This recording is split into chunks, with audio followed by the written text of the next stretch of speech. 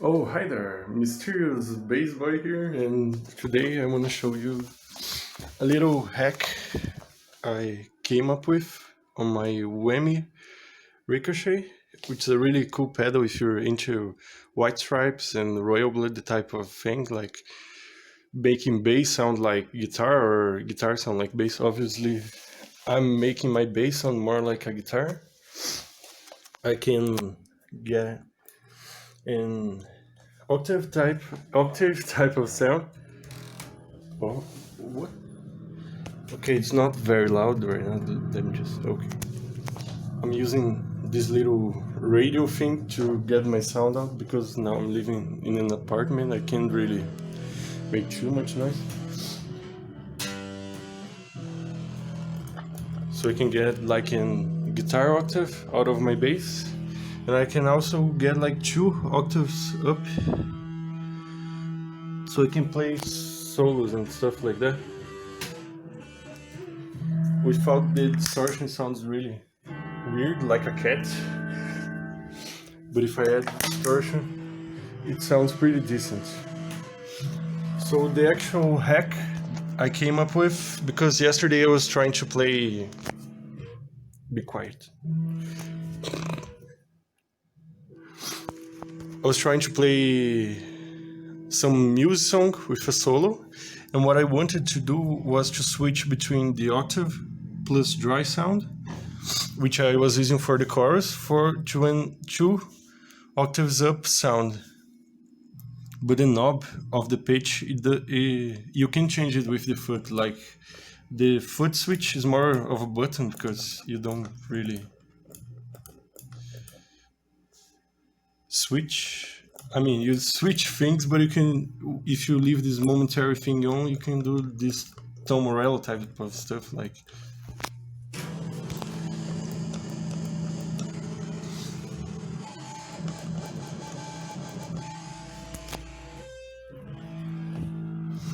so you can change this knob with just your feet, and when you're playing, you want to quickly switch between those sounds. You need something else. So I figured that maybe I could use some mechanical solution. So I cut up a CD piece. This is from my GPU driver, actually. Who uses CDs nowadays? Like, so I kind of made it just go there, and then I could switch with my foot while I was playing. But it's really hard to, like, you have to put your feet and think how much you're actually moving. It's not very precise, obviously. So it's really hard to actually do it in real time with this solution. So what I was thinking is that because this is just a normal potentiometer, actually it goes on steps. I don't know how that is called, but and because the octave dry sound is on the end of the potentiometer right here, maybe I could just make contact on the ends of this potentiometer and get this sound with like another pedal. So there is this little thing that I made with the case for a wallet that my uncle gave me. Really cool stuff. It's in metal, but it's kind of going down here. So I had to put another thing down here so I could actually stomp on it. So those are buttons. I need to leave them pressed down to close the contact. I might need to buy a foot switch for what I want, but for now I think it can work. So the actual hack now, finally, is really simple. Just have this potentiometer right here. I had to remove those screws right here, those 4. It's really actually weird. I put the pieces right here. Those are kind of hexagonal right here. It's really not focusing right now. For fuck's sake. So yeah, you just believe me, it's hexagonal. So I had some trouble. My dad had one of those screwdrivers for that. So I got those out, and I also had to get the foot switch button, whatever, out because it was kind of getting in the way for leaving. The actual controls right here, you don't need to lead to unscrew them because they're kind of separate from the rest of the circuit, so they won't mess up everything if you just space them out basically. So I'm lifting the metal protection on top, the actual case for, I don't know what the fuck this is called on top. Mine, as you can see, mine has some paint problems on the pitch thing below the actual hexagon thing that they put. I don't know how to say that in English or whatever, because they didn't have this protection thing, the metal metal ring thing. So the actual hack is to get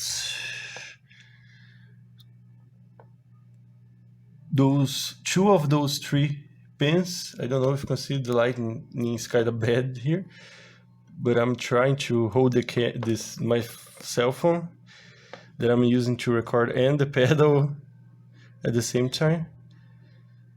So basically, the two on the right are the topmost setting, which is octave and dry, and the bottom two, or the left two, are the second one, which isn't very useful, I think, unless you're playing like a second down on drop D or something, without playing down, right?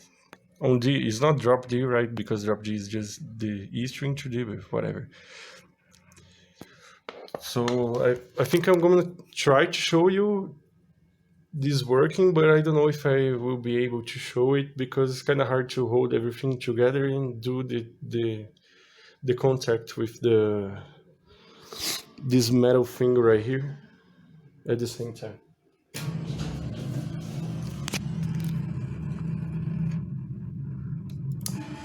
So right now it's 2 octaves up.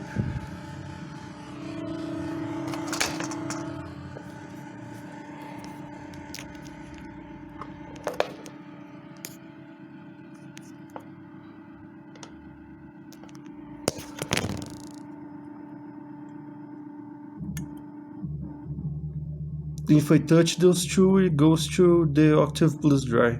I don't know if you can hear it. I really can show it on the camera, but you have to trust me. So what I'm going to do is probably just get some 2 wires, obviously. I have some old base cables since I bought some new ones, to do this contact with this other thing. I may buy some other footswitch or sustain pedal or whatever to do that, so it is a little better, but I don't know. I'm gonna have to show you some other day. So if you want to see me use this pedal, you can subscribe to this channel. You can also subscribe to my other channel. I make some electronic music. You might be interested in it, maybe not, but whatever. And if you're thinking of buying this pedal or you have it already, I think this is a really cool hack. You can do it for